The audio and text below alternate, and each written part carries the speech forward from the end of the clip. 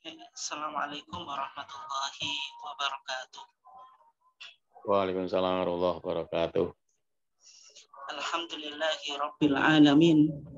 Wassalatu wassalamu ala ashrafil anbiya'i wal mursalin. Al-qail man yuridillahu bihi khairan yufaqihu fid din. Wa ala alihi wa sahbihi ajmain amma ba'd. Yang saya hormati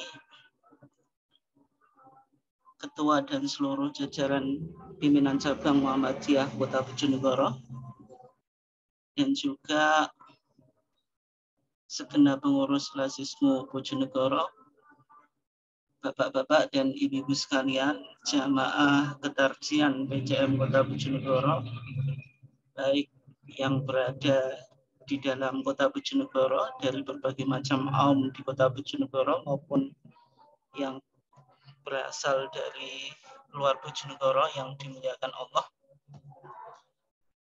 Alhamdulillah pada kesempatan ini kita dipertemukan oleh Allah Subhanahu wa taala di dalam kajian ketarjian rutin bersama PCM Kota Bojonegoro dalam keadaan sehat walafiat.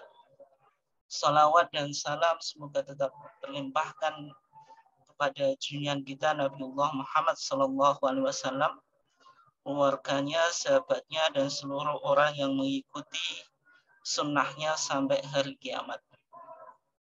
Jamaah sekalian yang dimuliakan Allah, insya Allah pada kesempatan ini kita akan mengangkat sebuah topik yang sebenarnya topik ini cukup klasik ya, tetapi sering menjadi perdebatan dan bahkan menjadi politik identitas, yaitu yang berkaitan dengan Muhammadiyah dan tahlilan. Bapak dan Ibu sekalian yang dimuliakan Allah, sebelum kita masuk kajian kita ini dengan melihat putusan dan fatwa-fatwa tarjih yang berkaitan dengan tahlilan, terlebih dulu saya ingin memberikan sedikit pengantar kajian ya, sehingga kita nanti betul-betul tahu apa maksud dari kajian yang kita akan kita kaji bersama dan nanti ditutup dengan kita coba diskusikan bersama tentang topik tadi, yaitu Muhammadiyah dan tahlilan. Yang pertama, sebenarnya ketika kita bicara tentang tahlilan itu merupakan masalah khilafiyah yang cukup klasik dalam konteks Islam di Indonesia. Artinya khilafiyah ini atau masalah perbedaan ini ya cukup klasik. Sehingga kita sejak kecil pun sudah mendengar ada khilafiyah, ada perbedaan tentang masalah tahlilan. Nah, saya katakan ini masalah khilafiyah klasik tapi dalam konteks Islam di Indonesia.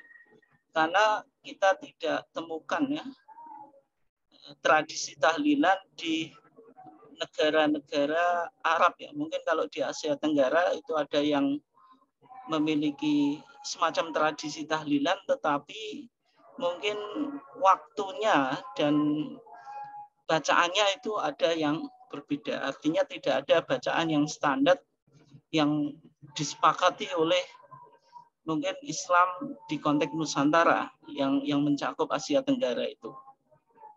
Nah, sehingga di sini saya katakan tahlilan itu masalah khilafiyah klasik dalam konteks Islam di Indonesia. Artinya kita batasi tradisi tahlilan yang ada di Indonesia. Artinya ketika saya sebut masalah khilafiyah, ini bukan masalah khilafiyah misalnya terjadi di kalangan sahabat atau di kalangan tabi'in. Ya karena di masa sahabat dan di masa tabi'in dan seterusnya tidak ada tradisi yang disebut dengan tahlilan itu. Yang kedua, permasalahan ini sering ditanyakan oleh warga Muhammadiyah.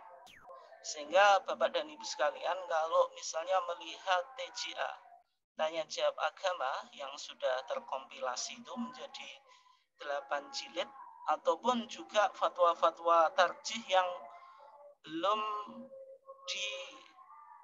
dikompilasi atau dikodifikasi atau dibukukan menjadi TJA, nanti akan menjadi TJA yang akan datang. Misalnya kita temukan fatwa-fatwa itu di SM, yaitu Suara Muhammadiyah.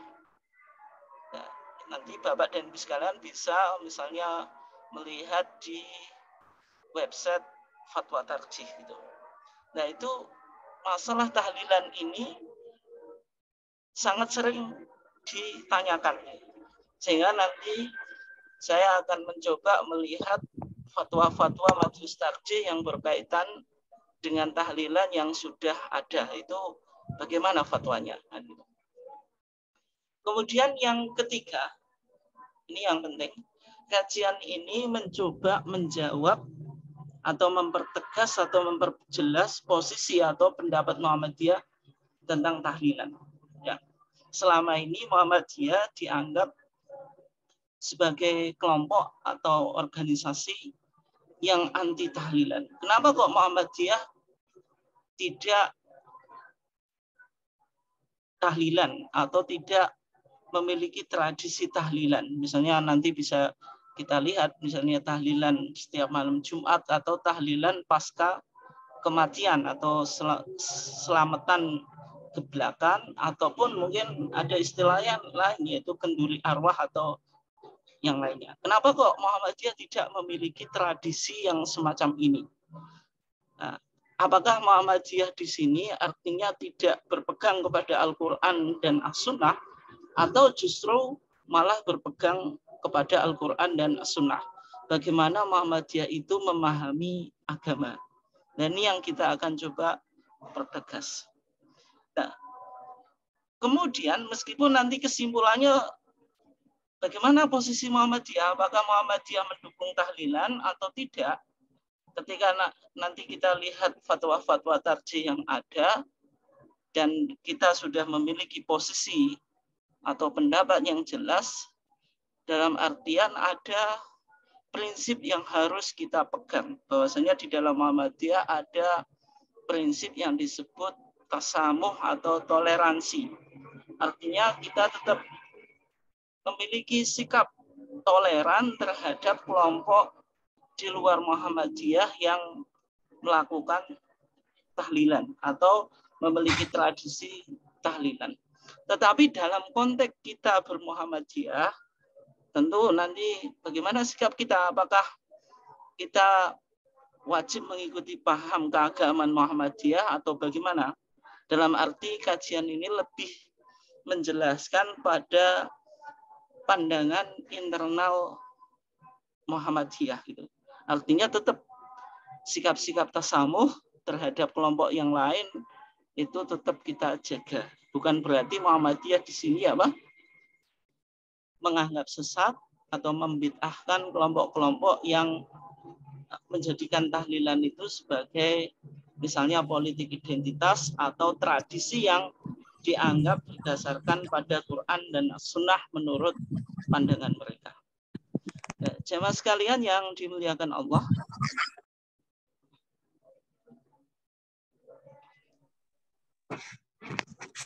nah, sebelum kita masuk di dalam pembahasan kita, yang pertama yang kita akan coba kaji, ya, sebenarnya bagaimana Muhammadiyah itu memahami agama sesuai yang dipahami oleh Muhammadiyah melalui manhaj tarjihnya. Nanti kita akan sampai pada kesimpulan. Misalnya kenapa kok kalau Muhammadiyah tidak tahlilan, kenapa gitu? Atau misalnya Muhammadiyah tahlilan, kenapa? Gitu. Yang pertama, ketika kita bicara tentang sumber agama Muhammadiyah, jelas bahwasanya di dalam rumusan Masail al-Khams, masalah 5 yang ada di HPT jilid 1 itu, nanti jenengan Bapak dan Ibu sekalian bisa lihat.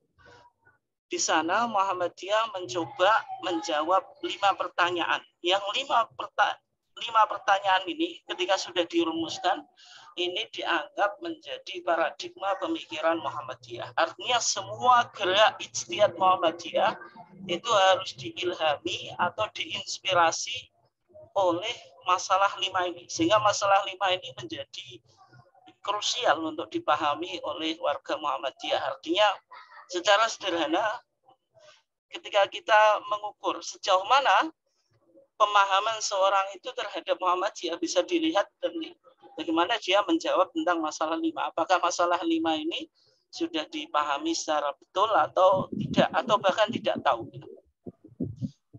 Salah satu pertanyaannya di sana Muhammadiyah mencoba menjawab pertanyaan mahuddin. Apa itu agama? Nah, ketika Muhammadiyah mendefinisikan agama, maka Muhammadiyah mempertegas tentang sumber ajaran agama itu. Maka di sana dikatakan yang disebut agama Islam itu ma anzalahullahu fil Quran, apa yang diturunkan oleh Allah di dalam Al-Quran. Wa ma ja'at bihi as-sunnatu as-sahihah, dan apa yang terdapat di dalam sunnah sahihah. Kemudian as-sunnah sahihah ini dipertegas, maksudnya bukan hanya hadis sahih saja, tetapi juga mencakup hadis hasan. Atau tidak hanya sunnah sahihah saja, tetapi juga masuk di situ as-sunnah al-hasanah atau hadis hasan. Artinya di sini Muhammadiyah tidak menggunakan as-sunnah al-dhaifah atau hadis dhaif. Nah, tahun 2000 di Munas Tarji di Jakarta, maka kata as-sahihah ini ditafsir kembali atau dipertegas, maksudnya al-makbulah. Maksudnya sunnah al-makbulah, sunnah yang bisa diterima. Maksudnya sunnah yang bisa dijadikan sumber hukum atau sebagai landasan di dalam kita beragama. Nah, sunnah makbulah itu mencakup hadis sahih dan hadis hasan. Artinya di sini Muhammadiyah menjelaskan bahwasanya hadis dhaif itu tidak bisa dijadikan landasan di dalam beragama. Apalagi hadis maudhu, apalagi tidak ada sumbernya atau hadisnya. Oke. Jamaah sekalian yang dimuliakan Allah. Nah, berikutnya, kalau Muhammadiyah tadi di dalam memahami Al-Quran dan Sunnah itu menggunakan jargon atau slogan aruju ilal Quran wa Sunnah, kembali pada Quran dan Sunnah. Artinya di sini Muhammadiyah di dalam memahami agama itu ada orientasi tajdid. Dan tajdid itu artinya pembaruan. Pembaruan di dalam Muhammadiyah itu memiliki dua makna. Yang pertama artinya purifikasi atau pemurnian. Maksudnya mengembalikan kemurnian ajaran agama Islam ini sesuai dengan sunnah Nabi. Nah, ini dilakukan oleh Muhammadiyah dalam bidang akidah dan ibadah. Artinya ketika Muhammadiyah bicara akidah dan ibadah, itu tajdidnya sifatnya purifikasi. Artinya akidah dan ibadah itu sumbernya harus pada Quran dan Sunnah. Tetapi tajdid di dalam Muhammadiyah ternyata tidak hanya dipahami atau dimaknai purifikasi, tajdid juga artinya dinamisasi atau mungkin modernisasi. Atau juga mungkin dalam bahasa Muhammadiyah sekarang itu berkemajuan itu. Ya. Ini dilakukan oleh Muhammadiyah dalam bidang muamalah dunyawiyah. Muamalah dunyawiyah itu interaksi keduniaan. Artinya segala sesuatu yang bukan menjadi tugas Nabi atau segala sesuatu yang tidak ada hubungannya dengan bidang akidah dan ibadah. Dan di sini tajdid bermakna dinamisasi. Artinya Muhammadiyah mendinamisasikan kehidupan masyarakat dengan semangat kreatif dan inovatif sesuai dengan tuntutan zaman atau perkembangan ilmu pengetahuan. Nah, sehingga kalau kita pahami dari dua makna tajdid di sini, yang pertama purifikasi atau pemurnian, ini dilakukan dalam bidang akidah dan ibadah. Artinya bid'ah atau inovasi di dalam agama itu hanya berlaku dalam bidang akidah dan ibadah. Tetapi dalam konteks muamalah dunyawiyah itu tidak berlaku yang disebut dengan bid'ah. Jadi bid'ah di sini tidak berlaku dalam konteks muamalah duniawiyah. Atau bahkan mungkin meskipun bahasa ini secara kebahasaan sebenarnya tidak betul ya, karena bid'ah itu secara umum itu berkonotasi negatif. Meskipun bisa juga kata bid'ah itu berkonotasi positif, tetapi secara umum itu berkonotasi negatif. Artinya kalau di konteks muamalah duniawiyah ini wajib melakukan bid'ah atau melakukan kreatif. Kita memiliki semangat kreatif dan inovatif. Nah, artinya di sini kalau muamalah duniawiyah itu wajib bikin bid'ah, sehingga nanti kita bisa petakan tahlilan itu masuk di bidang apa? Apakah itu akidah atau ibadah yang tidak boleh berlaku bid'ah, atau itu hanya konteks muamalah duniawiyah sehingga itu boleh-boleh saja gitu. Oke.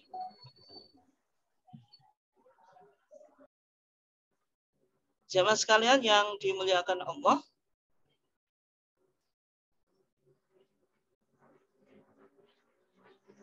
kemudian berikutnya di dalam masalah 5 di situ Muhammadiyah juga mencoba menjawab pertanyaan yang penting, yaitu mahiyal ibadah. Apa itu ibadah? Maka dalam definisi yang dikemukakan oleh Muhammadiyah, ibadah itu bisa diklasifikasikan menjadi 2. Yang pertama ibadah amah, ibadah umum, atau nama lainnya ibadah ghair makhdoh. Kemudian yang kedua ibadah khosoh atau ibadah makhdoh. Nah, dari 2 klasifikasi ibadah ini, apa yang dimaksud dengan ibadah amah? Maka dalam HBT kita dikatakan ibadah amah itu kullu amalin adzina bi syari'. Segala aktivitas yang diizini oleh syari' atau Allah. Artinya segala sesuatu yang mubah, yang boleh, atau segala sesuatu yang tidak menjadi tugas Nabi, atau yang disebut dengan bahasa kita tadi apa?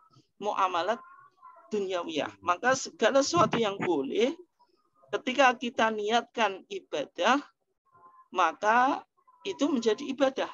Artinya dalam konteks ibadah amah, niat itu yang membedakan antara kebiasaan dan ibadah. Sehingga ada kaidah apa? An-niyatu tufariqu bainal ibadah wal adah. Niat itu yang membedakan antara sesuatu itu ibadah atau kebiasaan. Misalnya makan, minum, tidur, itu bisa hanya sekedar apa? Kebiasaan, artinya tidak berpahala, tapi juga bisa menjadi ibadah ketika diniatkan untuk ibadah. Itu kalau konteksnya apa? Ibadah amah. Sehingga ibadah amah tadi apa? Kullu amalin adzina bihi syari'. Segala amalan yang diizinkan oleh Allah. Yang kedua itu ibadah khosoh. Ibadah khosoh ini atau disebut dengan ibadah makhdoh. Makhdoh itu artinya murni atau pure. Jadi sesuatu yang murni ibadah atau yang disebut dengan qurbah itu. Apa itu? Mahaddadahu asyari'u fiha bijuz'iyat wa hayat wa kaifiyat maksusoh. Yaitu ibadah yang ditetapkan oleh Allah akan perincian-perinciannya, tingkah dan cara-caranya yang tertentu. Artinya setiap ibadah makhdoh itu sudah dijelaskan apa? Kaifiahnya. Ya, contoh yang paling mudah misalnya sholat. Maka sholat itu ketika kita sholat tidak boleh menggunakan gaya atau model sholat kita. Tetapi semua gerak dan ucapan. Karena sholat itu kan ada 2 komponen. Ada akwal, beberapa perkataan. Ada af'al, beberapa perbuatan. Itu harus mengikuti Nabi. Karena Nabi bilang, "Shollu kama ra'aitumuni sholli." Artinya sholat itu harus mengikuti Nabi. Kenapa? Karena kaifiahnya atau tata caranya itu sudah ditentukan atau dijelaskan oleh Nabi. Karena ini hubungannya dengan apa? Ibadah khosoh atau ibadah makhdoh. Oke.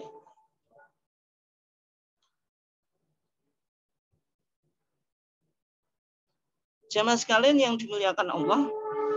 Nah, kemudian dari dua pembagian ibadah tadi, bagaimana kita memahaminya? Yang pertama, kalau ibadah itu umum atau general, maka cara memahaminya, yaitu tek-tek agama, itu dipahami secara kontekstual dengan pendekatan burhani. Pendekatan burhani itu pendekatan yang menjadikan ilmu pengetahuan atau akal itu sebagai titik tolak. Nah, ketika pendekatannya itu burhani, maka manusia diberikan otoritas untuk berkreasi dan berinovasi. Nah, sebagaimana hadis Nabi, yang mana Nabi bersabda, "Antum a'lamu bi amri dunyakum." Kamu sekalian yang lebih mengetahui tentang urusan keduniaanmu. Maka hadis ini, sababul wurudnya atau historical background atau historitas munculnya hadis ini, yaitu ketika Nabi lewat di kebun kurma, yang mana mereka sedang melakukan talqih. Talqih itu penyerbukan, ya. Mereka menyerbukan kurma jantan ke kurma betina. Dan ketika Nabi tahu, maka Nabi bilang tidak usah dilakukan talqih atau penyerbukan, biar terjadi penyerbukan secara alamiah. Nah, ketika itu Nabi datang, maksudnya setelah itu Nabi lewat atau datang lagi ke perkebunan kurma itu. Kemudian Nabi bertanya, "Ma linakhlikum?" Bagaimana kabar kurma kamu sekalian? Ini pada waktu musim panen. Maka mereka menjawab, "Ya Rasulullah, qulta kada wa kada." Ya Rasulullah, dulu engkau punya ide gini dan begini. Nah, artinya apa? Mereka komplain karena mereka gagal panen. Nah, ketika itu Nabi mengatakan apa? Antum a'lamu bi amri dunyakum. Kamu yang lebih profesional tentang urusan keduniaanmu. Artinya di sini masalah keduniaan, yaitu talqih tadi, menyerbukan sari kurma jantan ke betina, itu urusan keduniaan.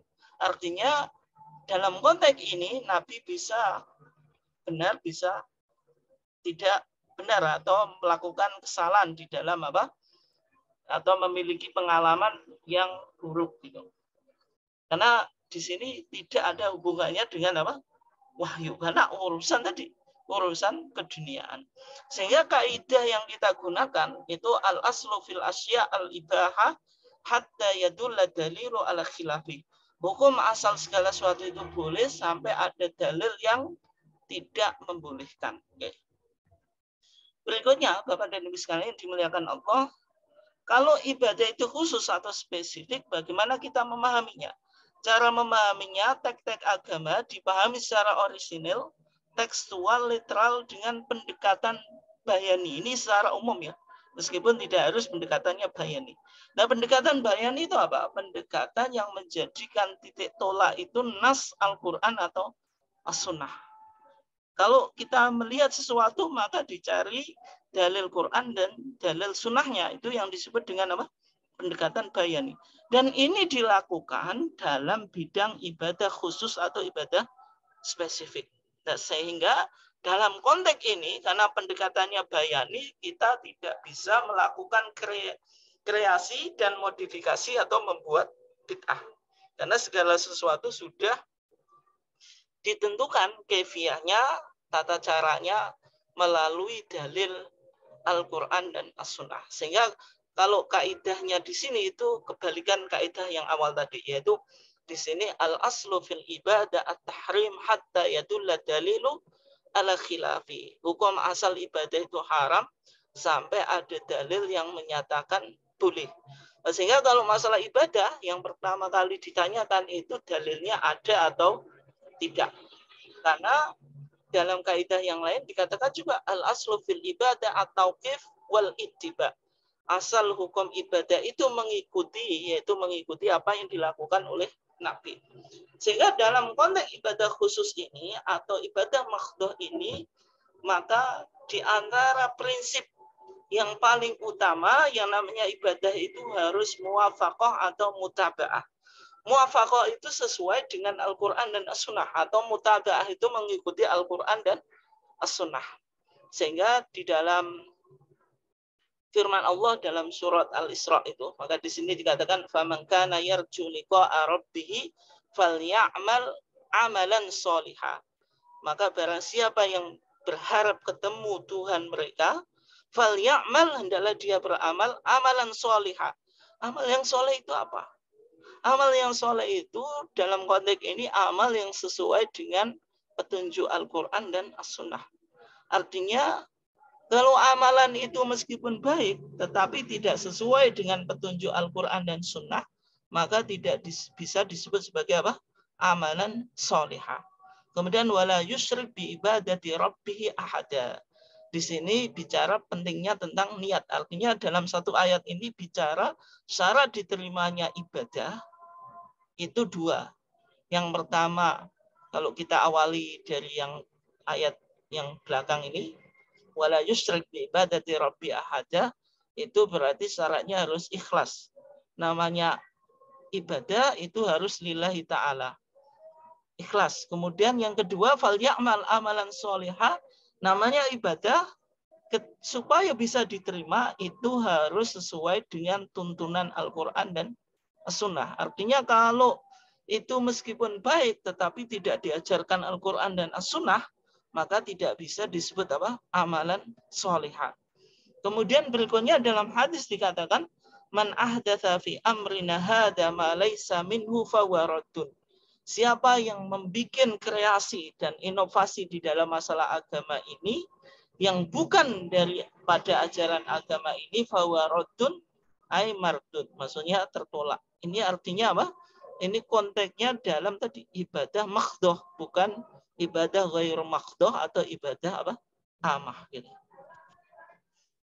Nah, kemudian Bapak dan Ibu sekalian yang dimuliakan Allah, berikutnya ketika kita tadi melihat bahwasanya di dalam ibadah makhdoh itu tidak boleh adanya bid'ah. Gitu.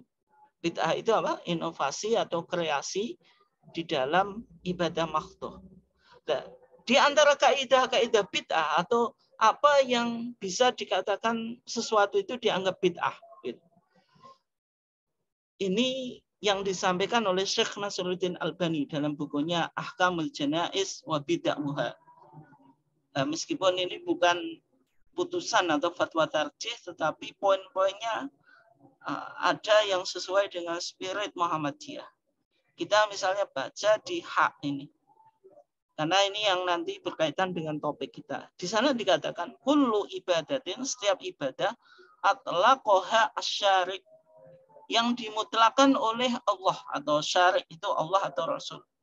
Artinya dimutlakan itu tidak dibatasi waktunya, tempatnya, sifatnya, atau jumlahnya. Wa qayyadahan nasu bi ba'dil quyud. Kemudian dibatasi atau diikat oleh orang dengan beberapa batasan. Misalnya misal makan, misalnya tempatnya dibatasi. Au zaman atau waktunya, au sifatin atau sifatnya, au adadin atau jumlahnya. Nanti kita lihat, nanti ketika misalnya tahlilan itu bacaannya harus misalnya baca al-ikhlas sekian. Kemudian al-mu'awwidzatain itu dibaca berapa kali gitu. Kemudian nanti beberapa akhir surat Al-Baqarah itu dibaca beberapa kali. Kemudian tadi ditentukan waktunya, misalnya tiap malam Jumat atau misalnya pasca kematian. Nah, perintah tahlil, kemudian perintah baca kulhu, perintah baca al-mu'awwidzatain, itu kan perintahnya umum. Nah, ketika dibawa, dibatasi tempatnya, dibatasi waktunya, dibatasi kaifiahnya, redaksi atau bacaan tahlil itu harus begini gitu. Ketika tidak ditemukan sumbernya dari Nabi, maka kalau kita menggunakan kriteria ini, kriteria yang disampaikan oleh Syekh Nasruddin Albani ini, bisa menjadi bid'ah. Maksudnya ini kita mencoba melihat bagaimana kita berpikir dan nanti sampai pada kesimpulan tentang apa? Tahlilan. Oke.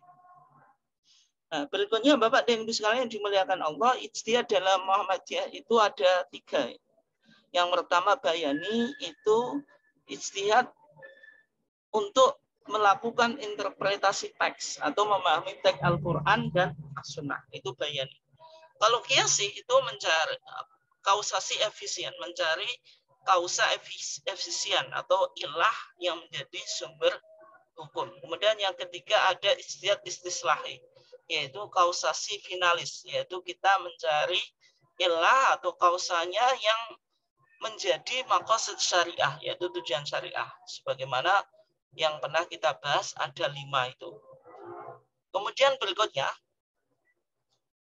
pemahaman Muhammadiyah tentang tauhid itu bagaimana? Muhammadiyah jelas sikapnya, bahwasanya ketika kita beriman kepada Allah, sebagaimana dalam HPT Kitabul Iman di HPT Jilid 1 putusan 1929 di Solo itu, kitab HPT yang paling pertama, di sana dijelaskan keimanan kepada Allah yang dimiliki oleh Muhammadiyah itu bagaimana. Maka di sana dikatakan Allah itu Rabbina, yaitu Tuhan kita, artinya rububiyah.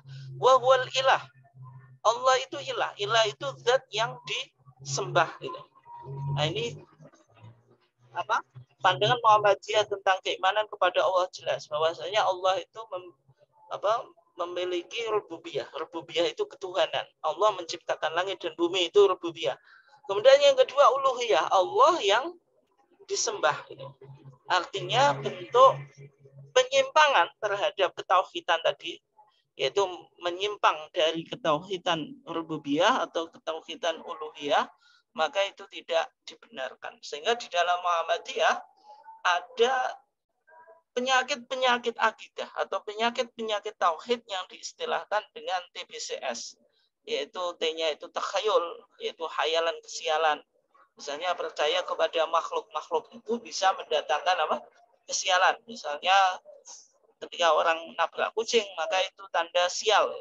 Kemudian bid'ah, itu melakukan inovasi baik dalam konteks akidah maupun ibadah. Kemudian khurafat, percaya mitos atau cerita mistik yang berkembang. Misalnya bagi masyarakat yang hidup di dekat pantai Laut Selatan, percaya bahwasanya yang menguasai Laut Selatan itu Nyi Roro Kidul.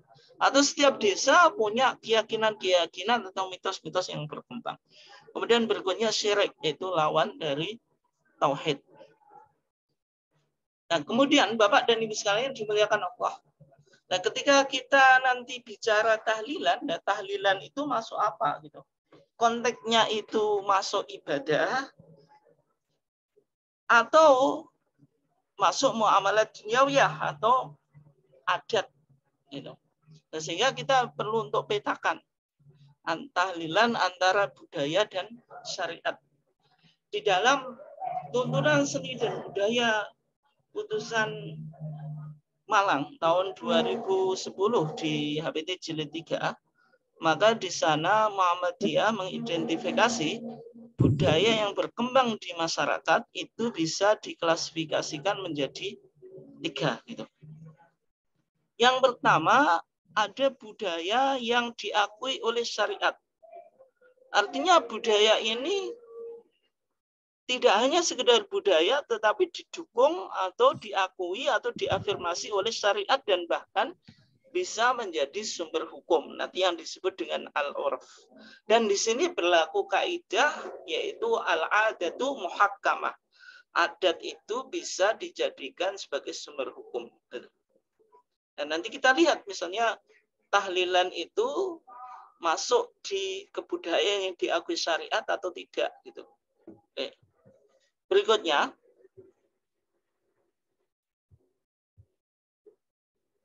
tadi dalam manhaj tarjih kita juga menetapkan salah satu dari sumber hukum sekunderi atau paratekstual itu ada yang disebut dengan al-urf al-qanuni atau legal custom.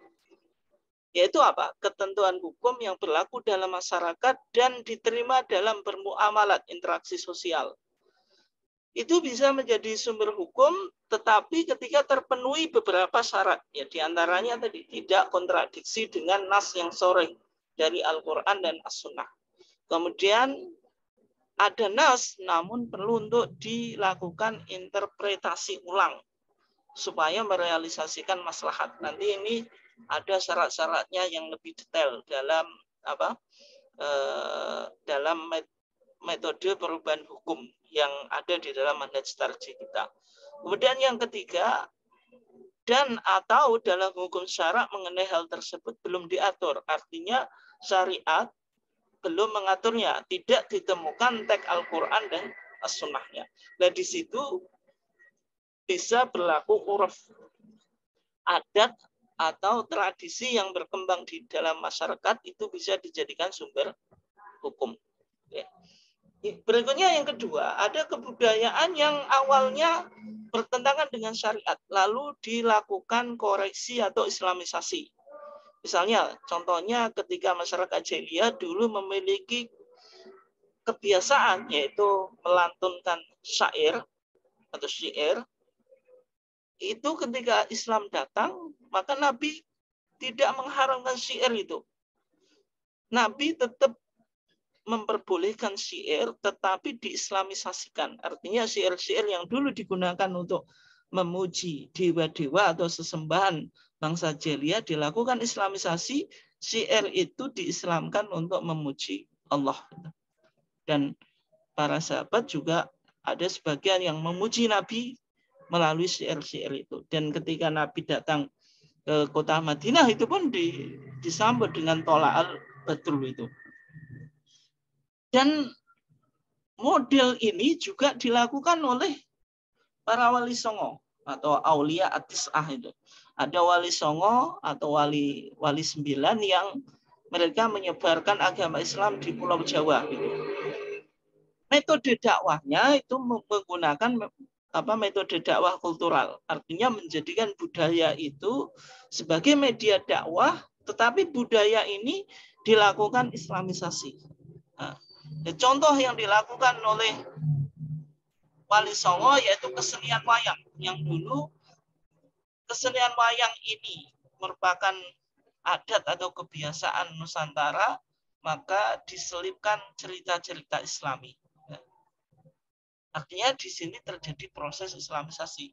Nanti kita lihat ya, misalnya tahlilan itu masuk yang mana gitu kalau kita sebut budaya. Apakah masuk yang kedua ini? Dulu tahlilan itu warisan dari Hindu.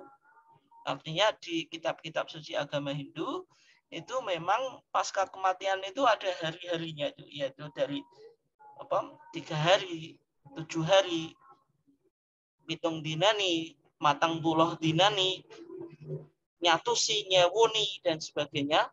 Itu ternyata ditemukan di kitab-kitab agama Hindu. Nah, ketika Wali Songo melakukan tadi dakwah, apakah waktu-waktu ini diislamkan? Artinya yang dulu itu ritualnya tidak menggunakan cara Islam kemudian diislamkan gitu. Atau semacam itu. Ini kan hanya kita mencoba mencari bagaimana kita melihat perspektifnya, bagaimana melihat tahlilan itu.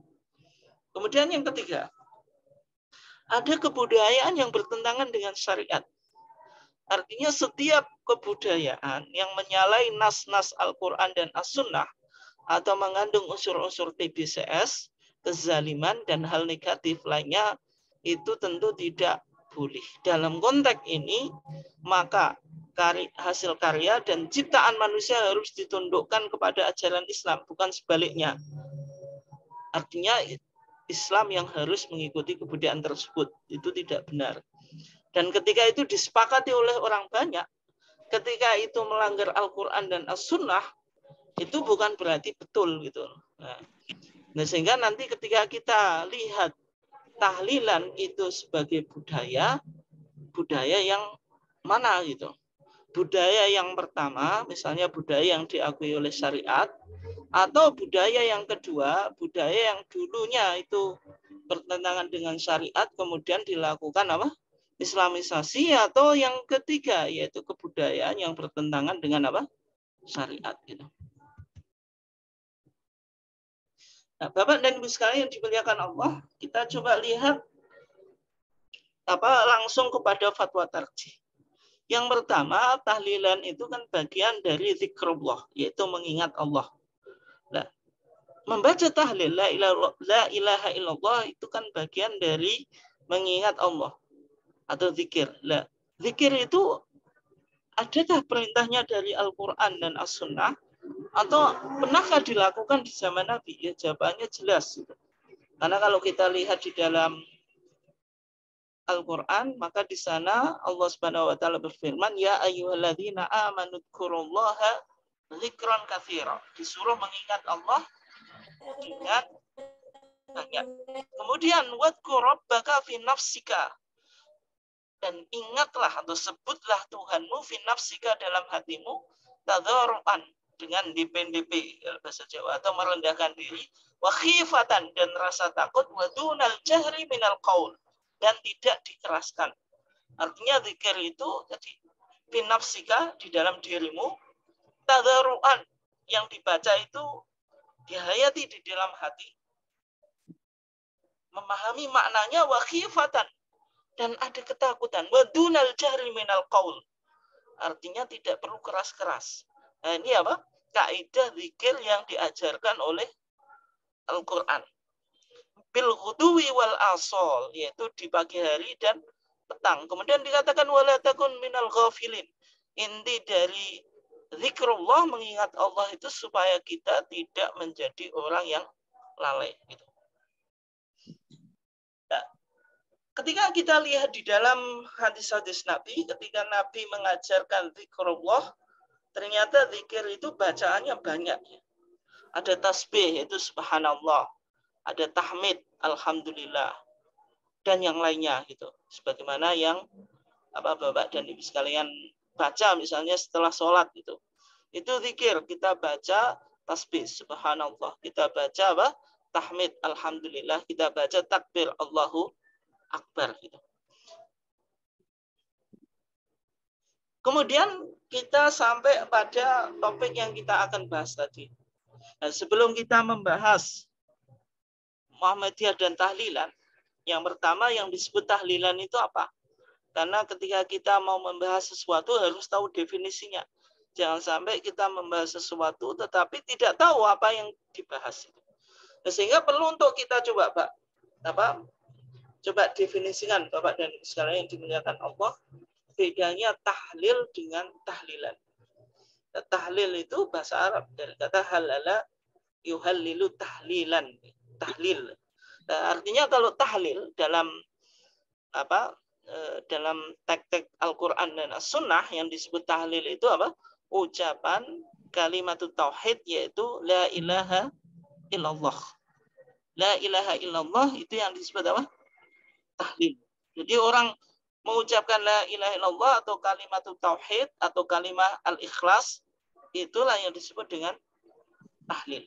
Tapi tahlilan ini sudah menjadi istilah khusus, asalnya bahasa Arab kemudian diserap menjadi bahasa Indonesia dan memiliki arti tertentu.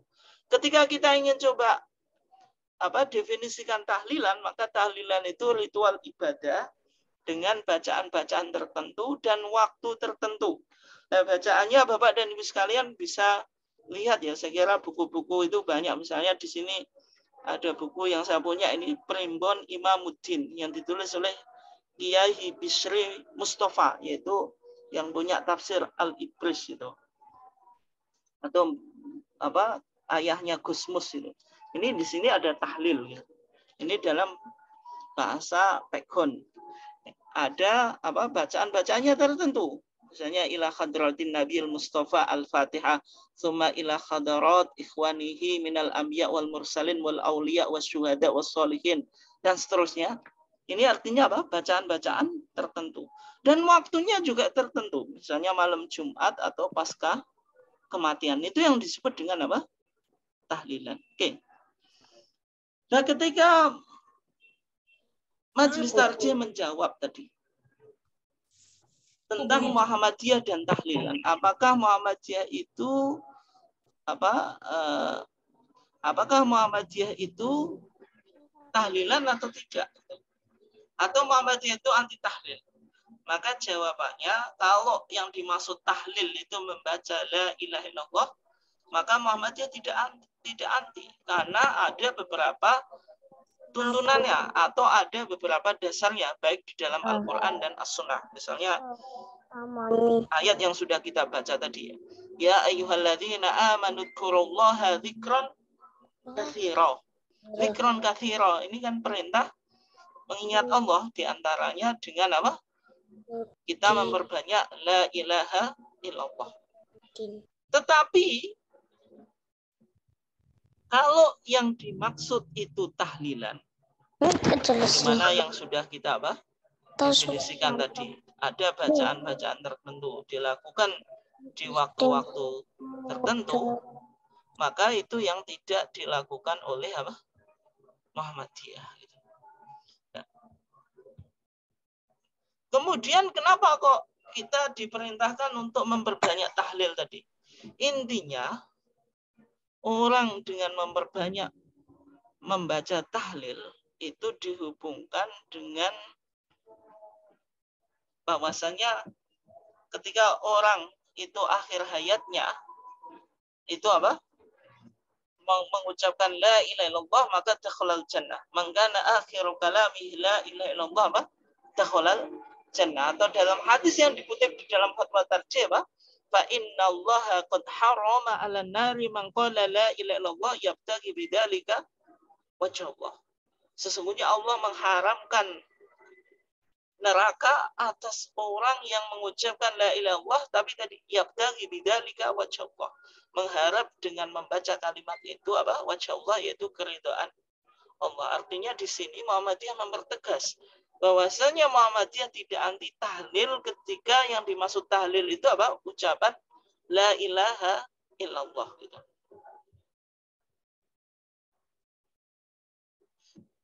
Tetapi dipertegas di dalam fatwa tarjih.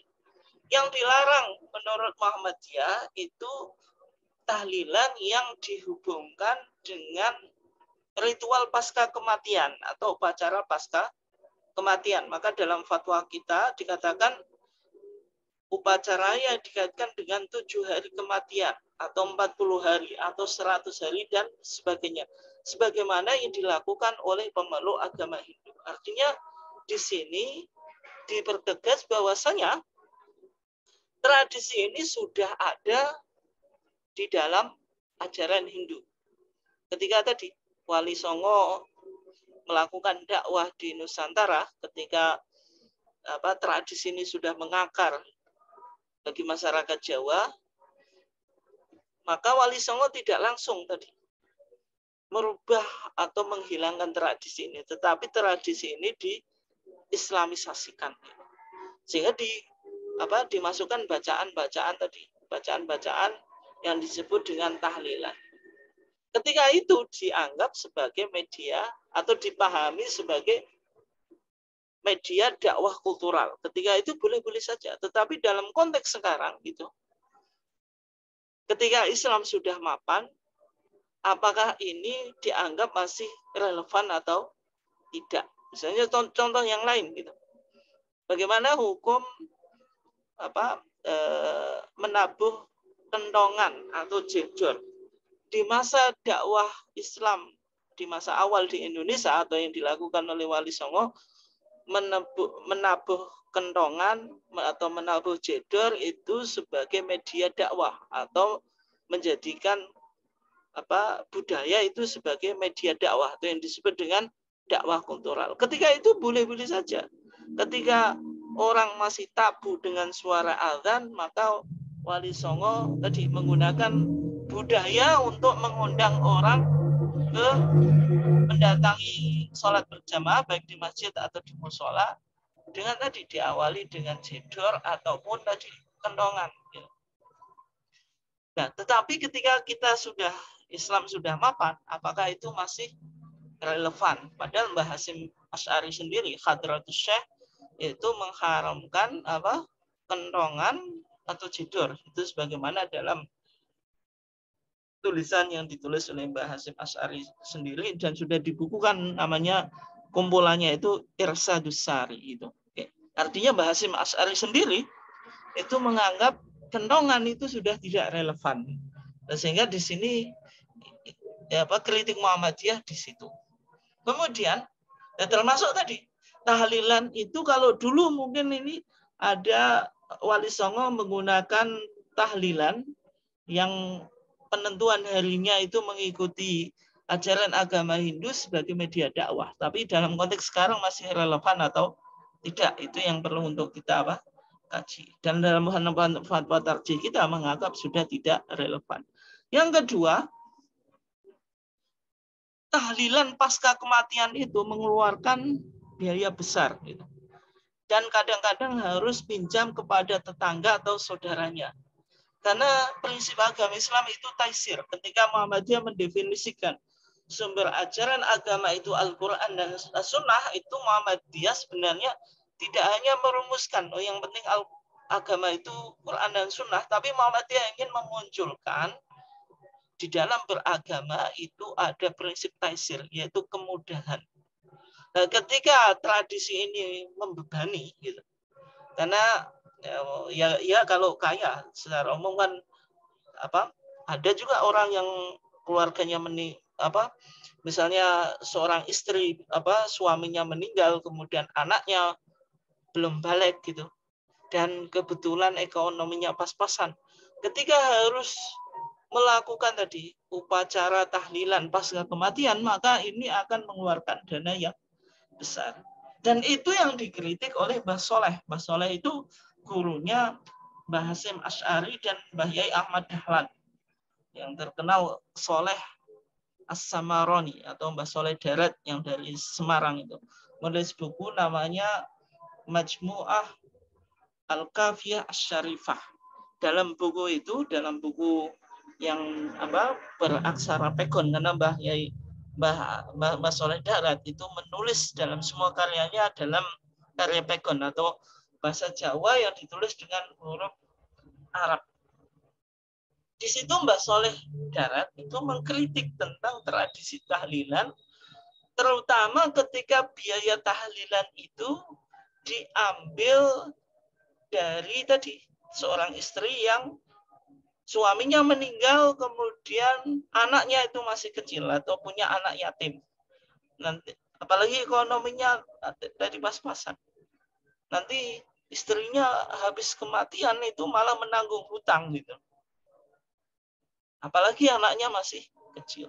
Itu juga yang dilakukan oleh dulu Mbak Yai Ahmad Dahlan ketika melakukan dakwah di Kauman, itu tidak bicara tentang tahlilan itu ada dalilnya dari Quran atau tidak. Tapi Mbak Yai Ahmad Dahlan mendekatinya dari sini. Bahasanya prinsip orang beragama itu mudah. Gitu. Ketika orang memiliki keluarga yang meninggal, itu sudah kesusahan. Kemudian ketika dibebankan biaya tahlilan yang terkadang memberatkan dan bahkan ngutang-ngutang gitu. Kalau karena menganggap kalau nggak ditahlili itu kok mayat kayak digelundungno kalau bahasa Jawa. Atau memahami keselamatan orang meninggal itu ditentukan tahlilannya. Sehingga tadi harus terpaksa untuk ngutang-ngutang.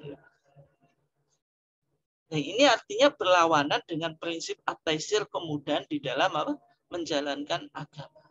Kemudian dalam fatwa tarjih kita juga dijelaskan upacara tahlil dan pasca kematian itu terkesan takdir. Takdir itu berbuat mubadzir, yaitu innal mubadzirina kanu ikhwanas syayatin. Artinya ketika tadi dalam masa 7 hari, kemudian 40 hari, 100 hari, ini kan kenapa kok misalnya yang terutama 7 hari ini kan tiap hari gitu. Dan mungkin besar-besaran sehingga tadi sedekahnya diorientasikan untuk makanan saja. Padahal mungkin ada sedekah yang lebih manfaat atau lebih berguna. Nah, itu yang dianggap ada kesan takdir. Artinya tidak menggunakan sedekah itu secara sesuai dengan proporsinya. Ada hal yang lebih penting untuk untuk dialokasikan daripada melakukan tadi upacara atau dengan makan-makan tadi gitu.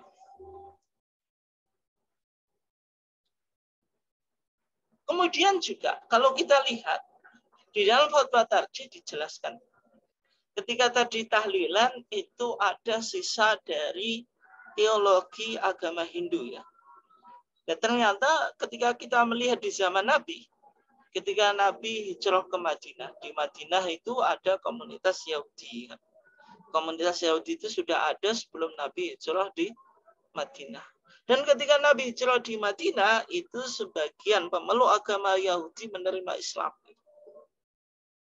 Dan orang Yahudi itu mengkultuskan atau menganggap sakral apa yang disebut dengan Sabat. Sabat itu hari Sabtu itu. Kalau kita punya hari Jumat, kalau orang Yahudi punya hari Sabat. Yang mana Sabat itu orang dilarang untuk melakukan semua aktivitas gitu. Karena Allah itu istirahat di hari Sabat itu. Jadi dalam Sifar Takwin atau kitab Kejadian atau the Book of Genesis dalam Taurat itu, Taurat Musa itu ketika Allah menciptakan langit dan bumi itu istirahat di hari Sabtu itu. Sehingga hari Sabtu itu sakral bagi orang Yahudi. Dan di antara para sahabat ada yang namanya Abdullah ibn Salam. Dan teman-temannya itu meminta izin kepada Nabi untuk tetap bisa memperingati atau beribadah pada hari Sabat. Dan ketika Nabi mendengar atau Nabi merespon apa yang disampaikan oleh Abdullah ibn Salam tadi, maka turunlah ayat yang mana Allah Subhanahu wa taala berfirman, ya ayyuhalladzina amanu dkhulu fis silmi kafah wa la tattabi'u khutuwatis syaiton innahu lakum aduwwum mubin. Di sini ternyata Al-Qur'an merespon supaya para sahabat itu masuk ke dalam Islam itu kafah secara totalitas. Udkhulu fis silmi kafah. Jangan sampai ada pemahaman yang disebut dengan sinkretisme di dalam masyarakat Jawa, karena Islam masuk ke Jawa itu kan dengan proses alkulturasi. Artinya Islam tidak memerangi budaya tapi bisa hidup dengan budaya setempat. Akhirnya orang Jawa bisa menerima Islam tetapi juga bisa tetap mengikuti tradisi Jawa. Tetapi terkadang memunculkan apa yang disebut dengan sinkretisme itu, yaitu menganggap kebenaran yang ganda. Jadi Islam betul, Jawa ya betul. Dan bagi komunitas Yahudi di Madinah, sebagaimana Abdullah bin Salam itu juga memahami semacam itu. Jadi beberapa tradisi Yahudi itu betul, Islam juga betul. Sehingga Abdullah bin Salam tadi meminta izin kepada Nabi supaya Nabi mengizinkan Abdullah bin Salam dan kawannya untuk tetap bisa memperingati Sabat, hari Sabat. Okay. Jamaah sekalian yang dimuliakan Allah. Nah, sehingga di TJA jilid 2 kita di situ Muhammadiyah mempertegas ya bahwasanya tahlilan 3 hari, 7 hari, 40 hari pasca kematian itu memang tidak diamalkan oleh Muhammadiyah. Dan Muhammadiyah takut ketika melakukan tahlilan itu masuk di dalam hadis yang sudah kita baca tadi, hadis Aisyah yang diriwayatkan oleh Imam Muslim. Man amila amalan laisa alaihi amruna fahuwa raddun. Gitu.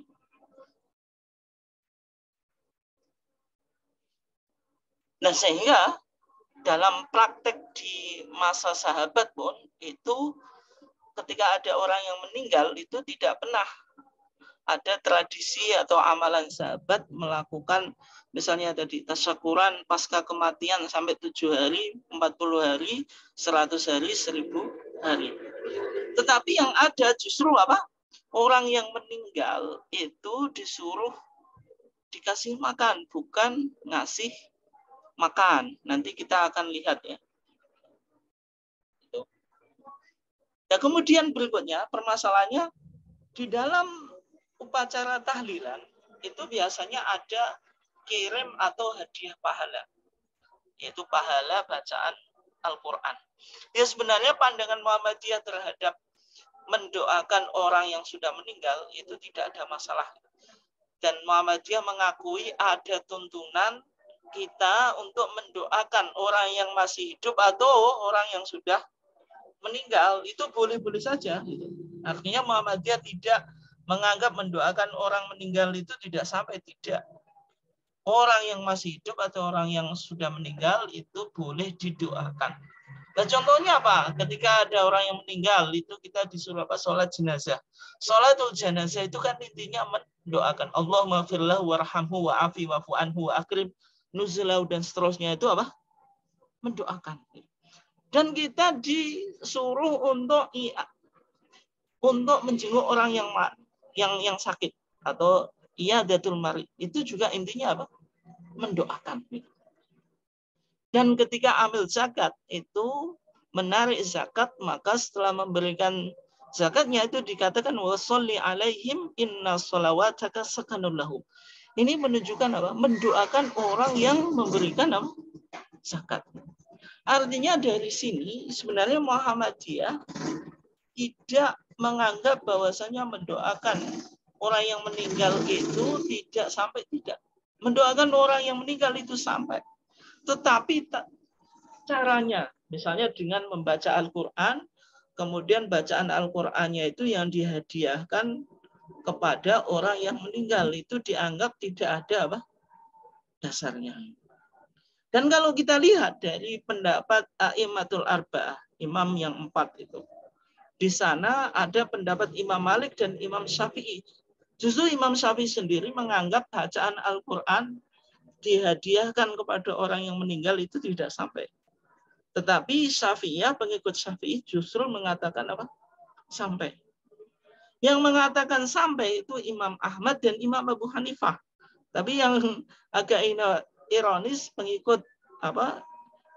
Imam Ahmad atau misalnya teman Salafi justru apa? Berpandangan bahwasanya menghadiahkan bacaan Al-Quran kepada orang yang meninggal itu tidak sampai. Padahal Imam Ahmad mengatakan sampai. Demikian juga yang dilakukan oleh Syafi'iyah. Imam Syafi'i bilang tidak sampai, Syafi'iyah bilang apa? Sampai. Sehingga di sini Muhammadiyah menganggap pendapat Imam Malik dan Imam Syafi'i itu yang dianggap paling mendekati kepada jiwa nas, yaitu ayat tadi wa alaisa lil insani illa ma sa'a. Manusia itu tidak akan memperoleh suatu kecuali apa yang ia lakukan. Artinya kirim bacaan Al-Quran atau kirim tadi doa kemudian dengan yang dipahami tadi kepada orang yang meninggal itu dianggap tidak ada contohnya dari Nabi. Tetapi kalau mendoakan itu ada. Dan bahkan Al-Quran sendiri menyanjung orang yang mengatakan Rabbana ighfir lana wa li ikhwanina alladzina sabaquna bil iman. Allah menyanjung orang yang apa? Meminta ampun tidak hanya untuk mereka atau diri mereka sendiri, tetapi juga wa li ikhwanina alladzina sabaquna bil iman, dan saudara-saudara kami yang telah meninggal. Nah, sehingga dari sini Muhammadiyah berpandangan kalau mendoakan itu ada dasarnya. Tetapi kalau menghadiahkan bacaan Al-Quran untuk orang lain itu yang tidak ada. Gitu. Nah, kemudian Bapak dan Ibu sekalian yang dimuliakan Allah, kalau kita lihat di sini, yang dipersoalkan oleh Muhammadiyah ketika Muhammadiyah tidak tahlilan itu bukan kalimat la ilaha illallah. La ilaha illallah itu tahlil itu baik gitu. Dan tidak ada masalah, Muhammadiyah tidak anti tahlil.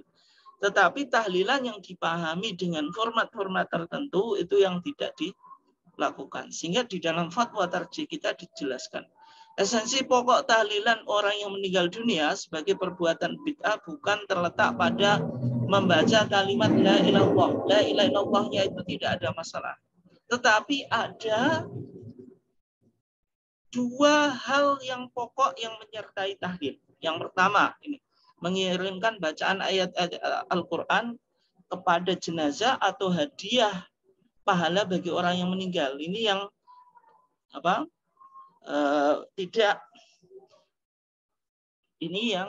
tidak dianggap sesuai dengan pemahaman Muhammadiyah. Artinya Muhammadiyah keberatan di sisi ini. Sebagaimana yang sudah kita bahas tadi. Kemudian bacaan tahlil yang memakai pola tertentu. Artinya ada redaksi buku tahlil. Bacaannya apa saja Bapak dan Ibu sekalian bisa lihat di buku-buku tahlil. Kayak buku ini ada redaksi khususnya. Kemudian dikaitkan dengan peristiwa tertentu. Misalnya pasca kematian atau yang lainnya itu. Dan kemudian berikutnya bagaimana tentang membaca Yasin. Karena ketika kita bicara tahlilan juga tidak lepas dari bacaan Quran Yasin. Yasin ini dibaca untuk orang yang mau meninggal atau orang yang sudah meninggal. Artinya kalau orang yang mau meninggal itu orang yang sakaratul maut. Dalam pandangan Muhammadiyah, ketika Yasin itu untuk orang yang al-muhtadzar, orang yang mau meninggal, itu pun dianggap hadisnya tidak kuat atau dalilnya tidak sahih. Itu bisa kita temukan dalam kitab jenazah HPT kita. Ketika ada hadis yang populer yaitu hadisnya Iqra'u Yasin ala mautakum. Bacalah Yasin atas orang-orang yang meninggal di antara kamu. Mautakum jamak dari mayit. Mautakum itu orang yang telah meninggal atau yang mau meninggal. Artinya orang yang sakaratul maut. Nah, dalam memahami hadis mautakum itu sebenarnya kita bisa analogikan dengan hadis Abi Sa'id. Ketika bicara tentang talqin. Ketika ada orang yang mau meninggal, kita dianjurkan untuk mentalqin. Yaitu menuntun lafaz la ilaha illallah atau kalimatul tauhid la ilaha illallah. Maka di sana hadisnya mengatakan laqinu mautakum. Redaksinya sama. La ilaha illallah. Talqinkanlah mautakum itu dipahami orang yang mau kedatangan kematian. Artinya yang mau meninggal. Sehingga kalau Iqra'u Yasin ala mautakum itu artinya itu bicara orang yang mau meninggal, bukan orang yang setelah meninggal. Artinya kalau yang mau meninggal itu ada hadisnya. Tapi kalau setelah meninggal itu belum ditemukan atau dalam pandangan tarjih belum ditemukan atau tidak ditemukan. Nah, sehingga dalam memahami Iqra'u Yasin ala mautakum itu yang hadisnya diperdebatkan di kalangan para ulama Ada yang menilai bisa dijadikan hujah, ada yang tidak. Dipahami mautakum itu orang yang mau meninggal. Sehingga dalam Sahih Ibnu Hibban berkata mautakum itu Man hadarathul munyah, orang yang kedatangan ajal mau meninggal. Artinya bukan orang itu sudah meninggal tapi mau meninggal. Tetapi hadis itu dalam pandangan tarjih, bagaimana Bapak dan Ibu sekalian bisa lihat dalam kitab jenazah HPT kita, maka di sana ada redaksi amma qira'atu Yasin alal muhtadzar. Adapun bacaan surat Yasin pada orang yang hampir mati, maksudnya mau meninggal, di sana dikatakan falaisa laha aslun tsabitun.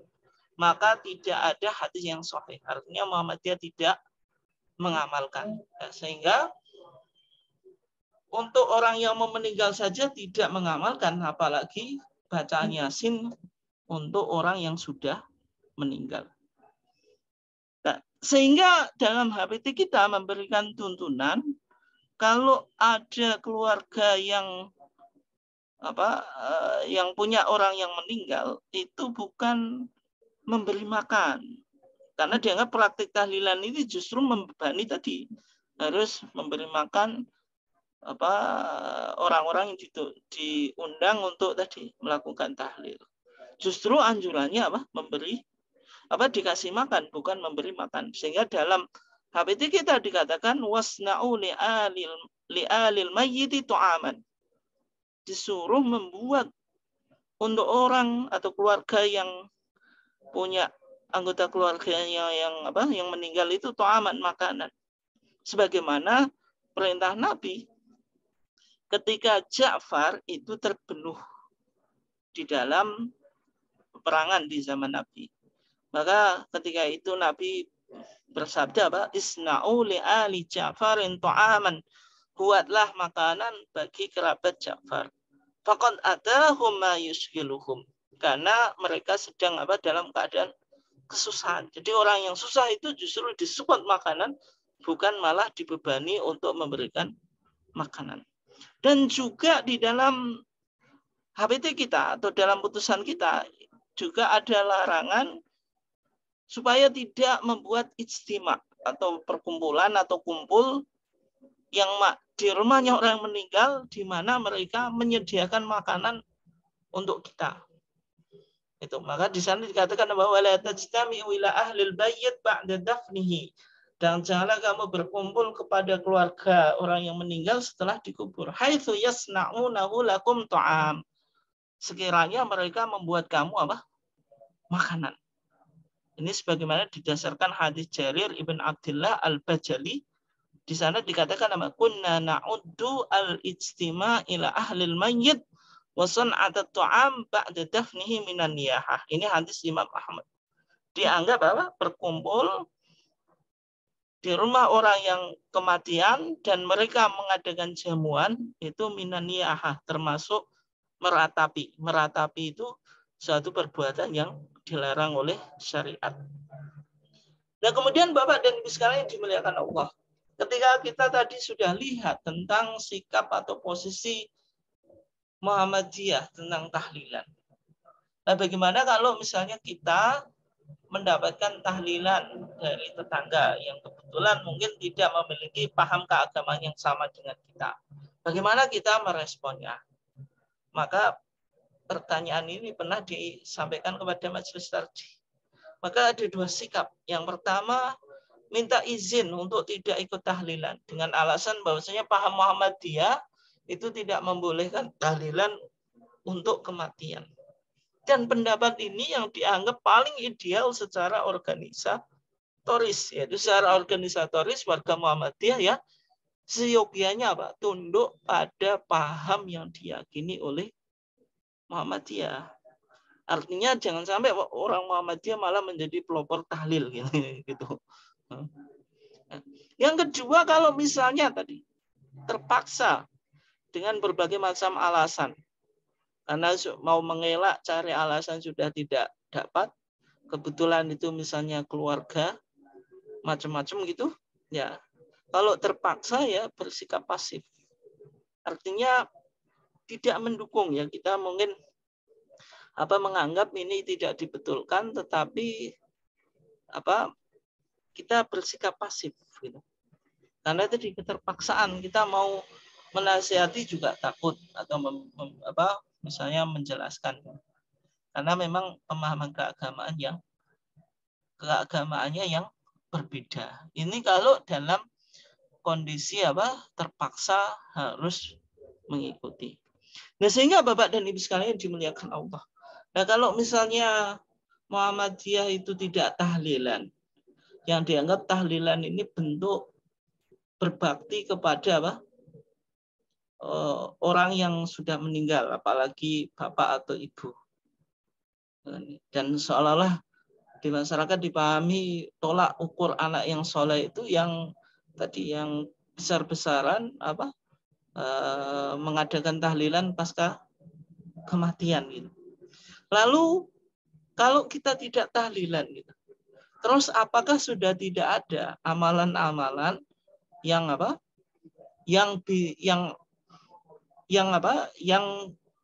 amalan-amalan baik yang amalan ini bermanfaat bagi orang yang sudah meninggal? Ini yang perlu kita pahami. Dan ini ada dasarnya. Maka di dalam fatwa tarjih dijelaskan ketika ada orang kedua orang tuanya sudah meninggal, itu sebenarnya sebagai anak masih bisa melakukan amalan-amalan yang amalan ini bermanfaat bagi orang yang sudah meninggal. Sebagaimana dalam hadis Abi Usaid Malik ibn Rabi'ah As-Sa'idi, ketika para sahabat sedang duduk-duduk bersama Nabi, ija'ahu rajulun min Bani Salamah. Ketika itu datang seorang laki-laki dari Bani Salamah dan bertanya, ya Rasulullah, hal baqiya min biri abawaiha syai'un abaruhuma bih ba'da mautihima.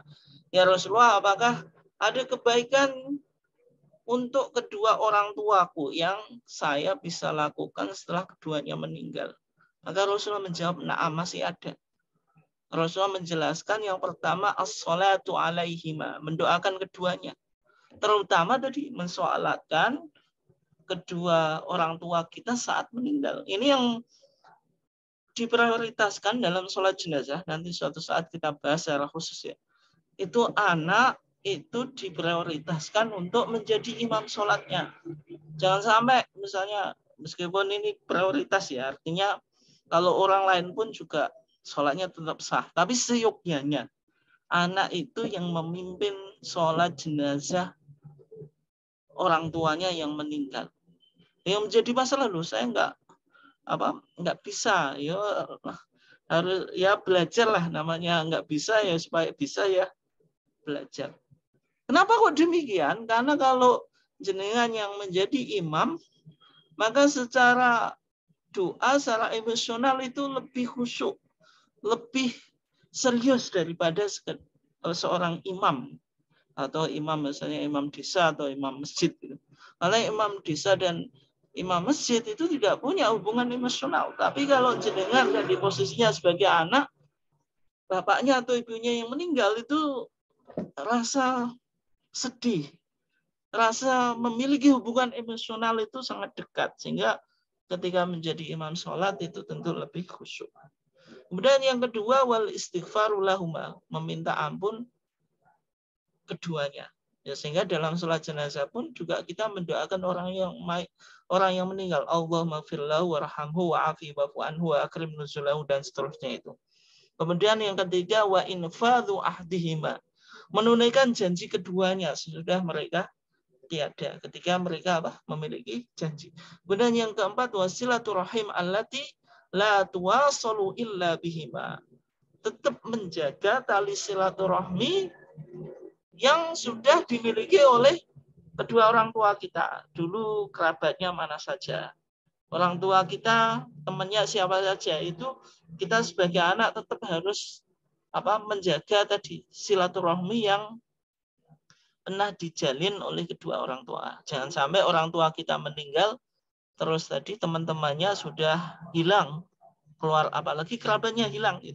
Kemudian wa ikramu shadiqihima, dan menghormati nanti sahabat orang tua kita. Nah, demikian Bapak dan Ibu sekalian dari kajian kita. Ya, mudah-mudahan apa yang kita kaji pada kesempatan ini bisa memberikan pencerahan kepada kita tentang sikap dan argumentasi atau pandangan Muhammadiyah. Kenapa kok Muhammadiyah tidak tahlilan, tetapi Muhammadiyah tetap membaca tahlil. Artinya kalau tahlil itu memang ada dasarnya dan justru Muhammadiyah menganjurkan, tetapi kalau tahlilan dengan bacaan atau redaksi-redaksi yang tertentu itu kenapa kok tidak dilakukan oleh Muhammadiyah sebagaimana yang kita lihat melalui putusan dan fatwa-fatwa tarjih. Demikian kajian kita pada malam hari ini. Silahkan Bapak dan Ibu sekalian yang ingin menyampaikan pertanyaan atau tanggapan dari materi atau topik yang kita kaji pada malam hari ini. Oke, monggo. Mungkin saya Pak Ustadz. Monggo Pak Sugeng, monggo. Okay. Assalamualaikum warahmatullahi wabarakatuh. Waalaikumsalam. Memang dalam kondisi sekarang ini pakai Pak Ustadz.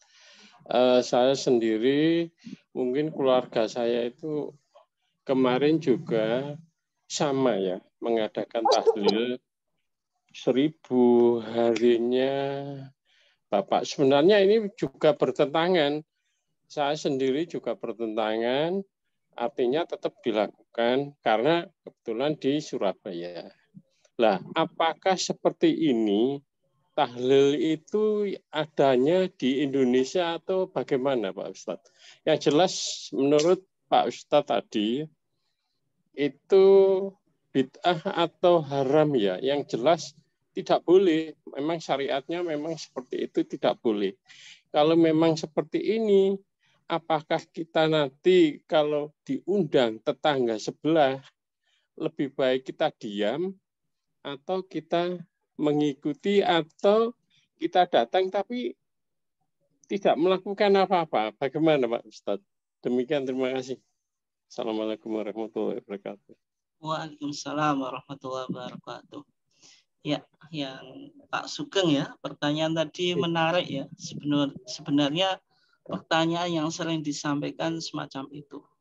Yang pertama tadi, tahlilan itu apa gitu tadi. Kalau budaya ya bagaimana, kalau ibadah ya bagaimana. Ya, ternyata setelah kita telusuri tadi, kalau mau disebut ibadah, makhdoh itu jelas tidak bisa. Karena apa?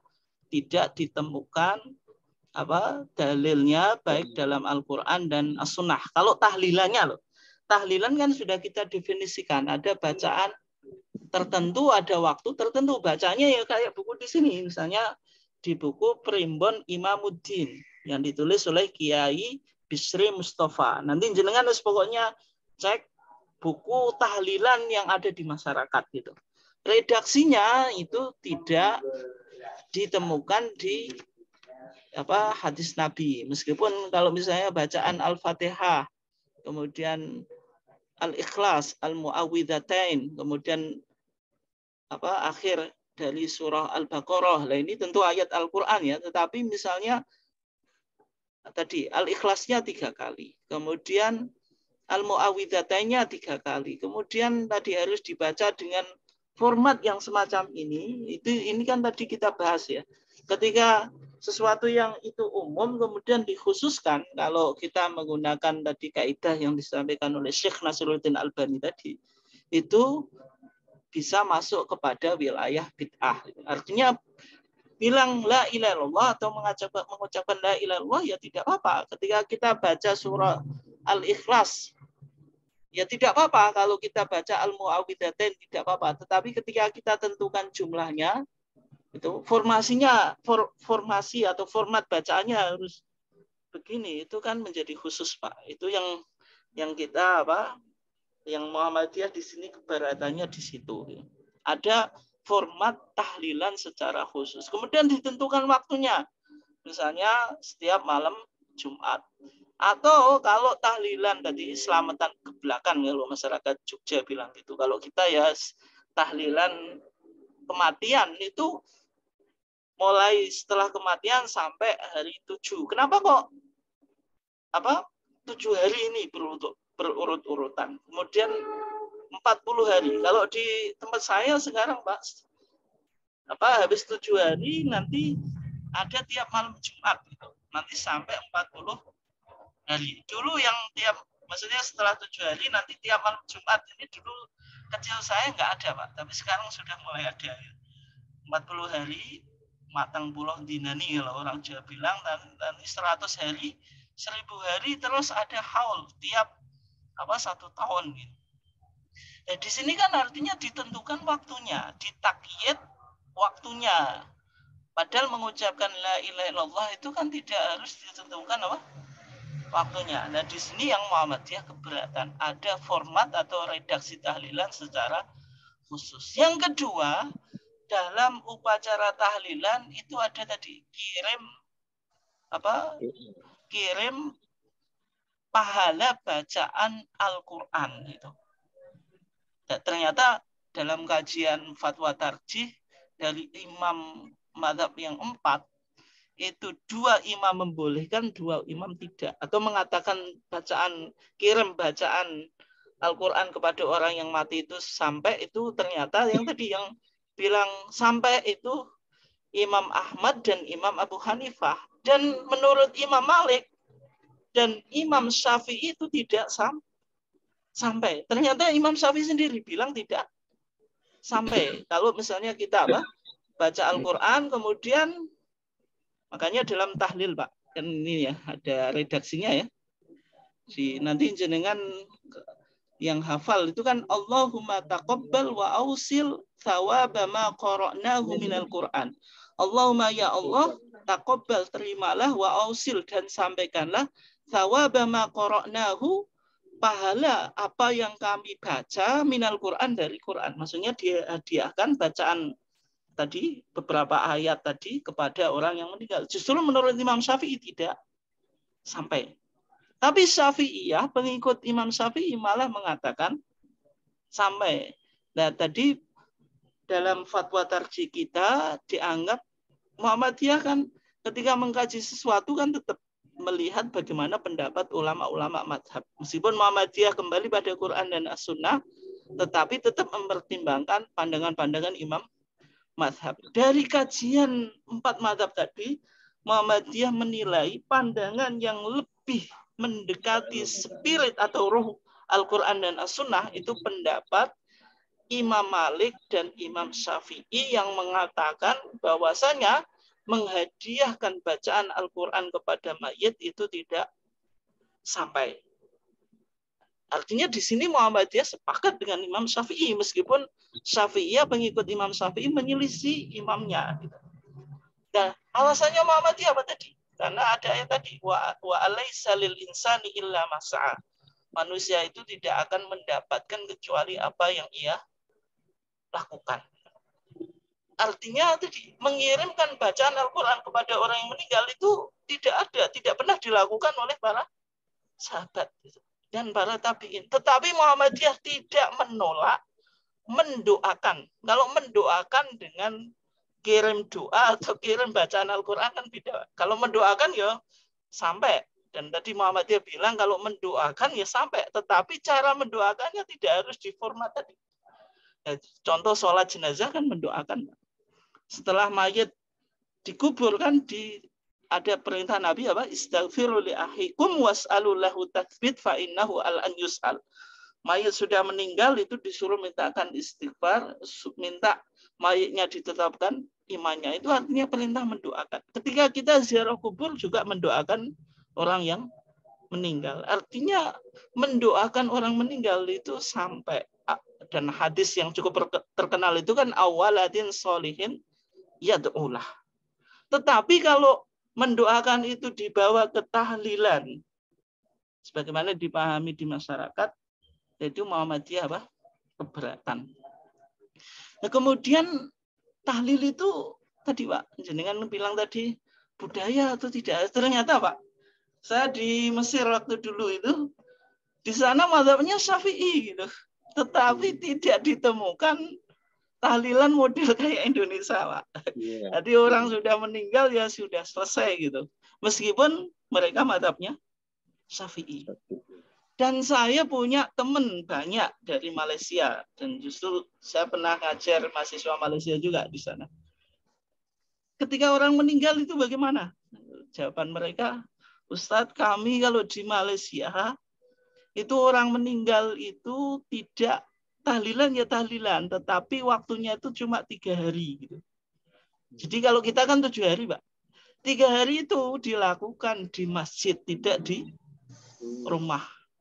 Artinya kalau ini dianggap ibadah maghdoh kan kefiahnya harus sama, Pak, gitu. Kenapa di Malaysia itu 3 hari, di Indonesia 7 hari, nanti disusul 40 hari, 100 hari, 1000 hari, kemudian apa? Haul gitu. Sehingga tadi Muhammadiyah menyimpulkan kalau tahlilan sebagaimana yang berkembang di masyarakat itu belum menemukan apa? Dalilnya. Hanya saja sikap tadi, kalau kita di Muhammadiyah bagaimana sikap kita kan? Tadi dalam fatwa tarjih memberikan 2 sikap atau solusi. Yang pertama, ya tentu sebagai warga Muhammadiyah yang baik kita tetap mentaati putusan dan fatwa kita bahwasanya tahlilan itu tidak ditemukan dalilnya sehingga Muhammadiyah tidak mengamalkan.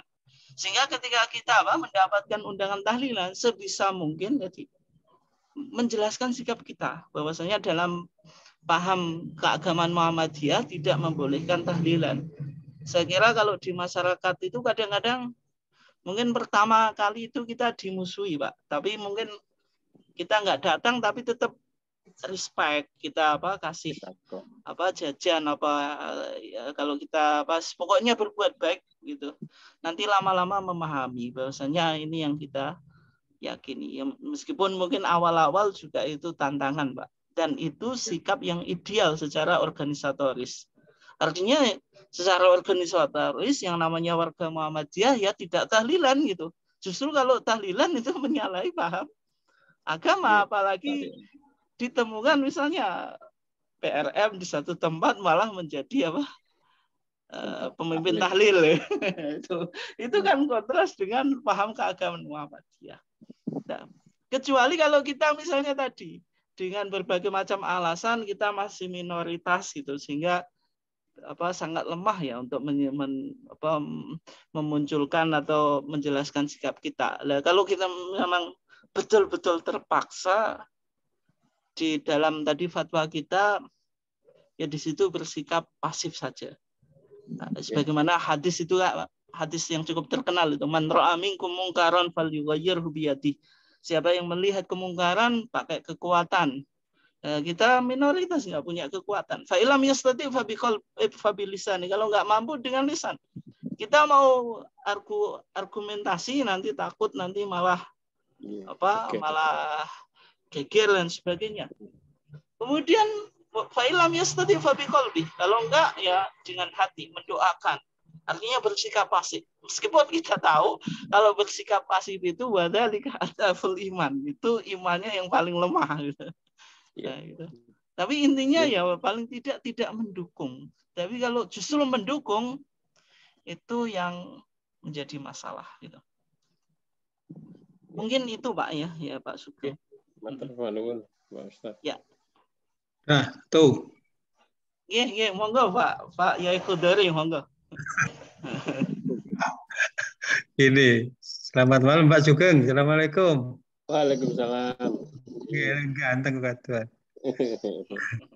Ini, Ustaz, bagus. Monggo. Ini bagus. Kalau di tetangga kita itu kan ada tahlilan.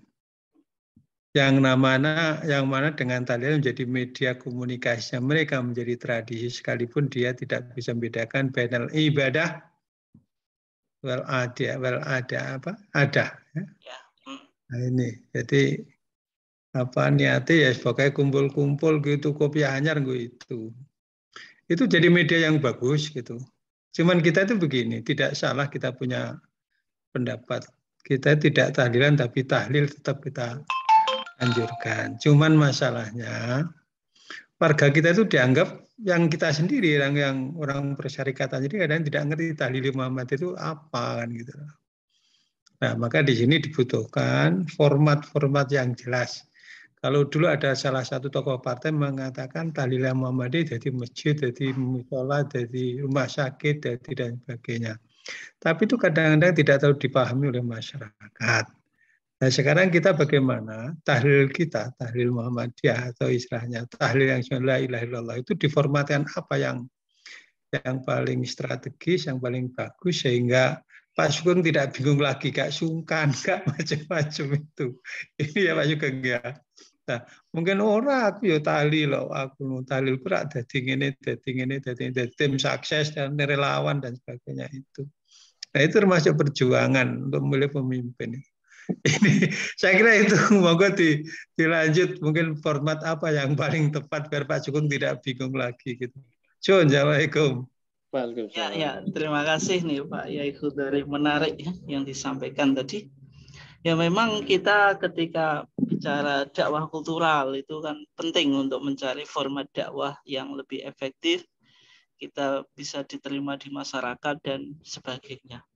Nah, ketika Muhammadiyah mengambil posisi tidak tahlilan, gitu, tidak tahlilan sebagaimana yang dipahami oleh masyarakat, nanti kan seolah-olah menjadi negatif. Tetapi ya harus dimunculkan format-format atau pemahaman-pemahaman. Jadi tahlilnya Muhammadiyah membentuk sekolah, tahlilnya Muhammadiyah membangun masjid, tahlilnya Muhammadiyah membangun PKO dan sebagainya.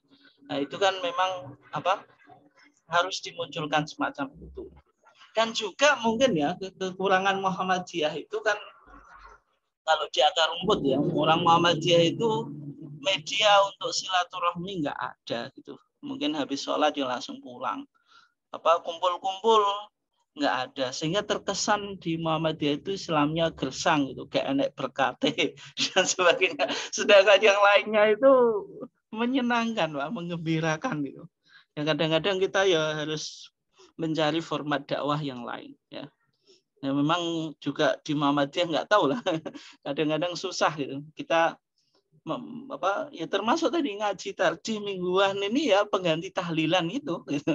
Dan itu harus dibuktikan kalau di warga Muhammadiyah PRM-nya kalau masih hidup itu ya ada ngaji itu kan ya. Kalau nggak bisa tiap minggu ya nanti pokoknya dibuktikan jangan sampai tidak ada media untuk komunikasi kumpul sehingga tadi ya tahlilan kita yang begini ngaji gini loh.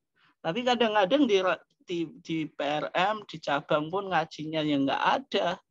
Jadi semuanya gersang gitu. Dan ngaji pun tidak menggembirakan. Saya kira kalau ngasih makanan, snack itu yang wajar, tidak ke arah tabdil yang pemborosan.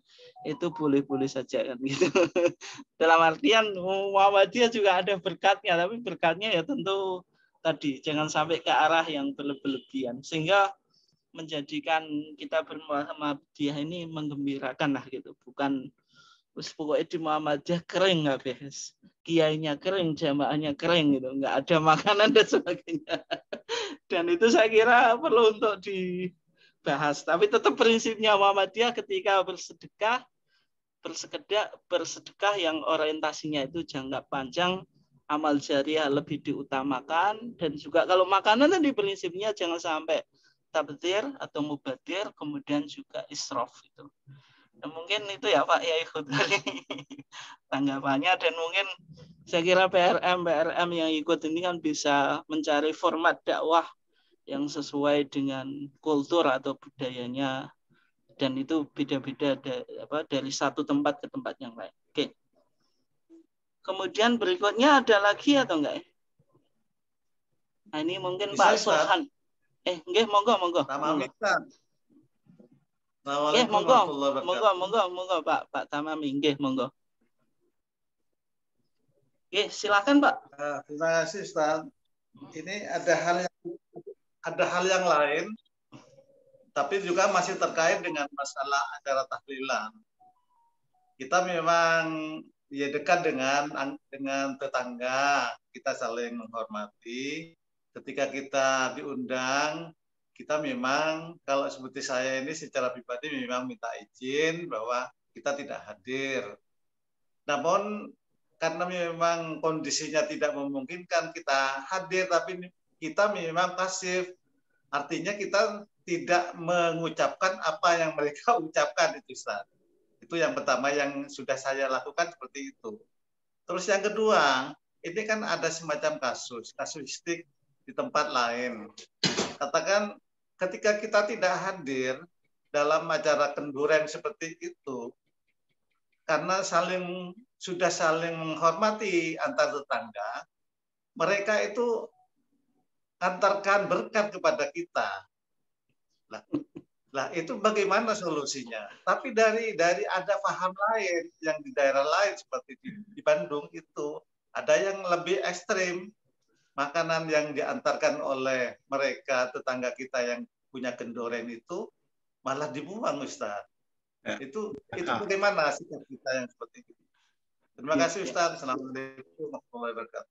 Waalaikumsalam warahmatullahi wabarakatuh. Ya, ini menarik ya, sekaligus pertanyaannya Pak Abdul Tamami ini hampir mirip dengan Pak Kaji Sulhan Muhammad ya, sehingga saya cukup menjawab satu saja karena sama ya. Yang pertama tadi tentang bagaimana kalau kita merespon ketika dapat undangan tahlilan itu kan.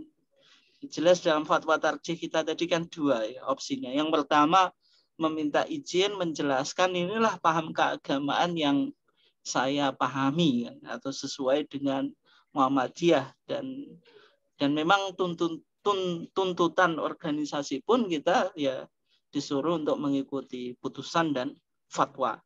Dalam artian ya tadi putusan dan fatwa Muhammadiyah tidak mengakui atau memperbolehkan adanya apa? Tahlilan. Yang kedua bersikap pasif tadi. Ya minimal pasif gitu. Kalau kita terpaksa, jangan sampai malah menjadi pelopor gitu kan. Karena kita masih temukan Bapak dan Ibu sekalian, mungkin di akar rumput gitu, ada di ranting-ranting itu ya masih umum ya, sebagian ketua PRM tapi juga ketua tahlil gitu. Nah, sehingga kalau kita tidak mendatangi itu bagaimana langkah-langkahnya? Itu saya kira tergantung konteks daerahnya. Kalau di tempat saya, Pak, kalau kita nggak mendatangi, kita minimal tadi ikut jandomannya, nggak mendatangi was tahlilan, tapi nanti kalau agak malam minimal kita samperi rumahnya lah gitu. Kan biasanya habis tahlilan gitu mereka masih pada jandom gitu. Untuk menunjukkan kita ternyata nggak pasif, maksudnya tetap care, tetap peduli terhadap mereka, meskipun kita mungkin nggak bisa mendatangi tahlilannya. Dan mungkin sebagian yang lain nggak mendatangi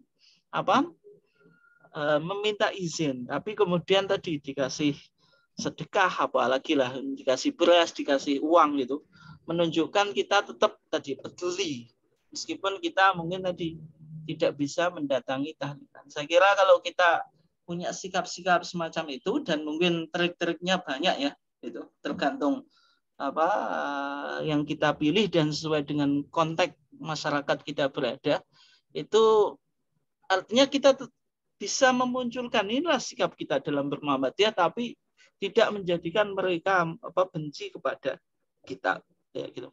Kemudian yang kedua, bagaimana kalau makanannya gitu loh. Misalnya kita sudah kita sudah jelaskan kita nggak ikut tahlilan gitu. Karena nggak ikut tahlilan, yang punya acara tadi ngirim berkat atau ngirim sangko atau ngirim apalah gitu. Nah, kemudian kalau sudah dikasih sangko atau berkat itu dibuang atau dikasih ayam atau dimakan gitu.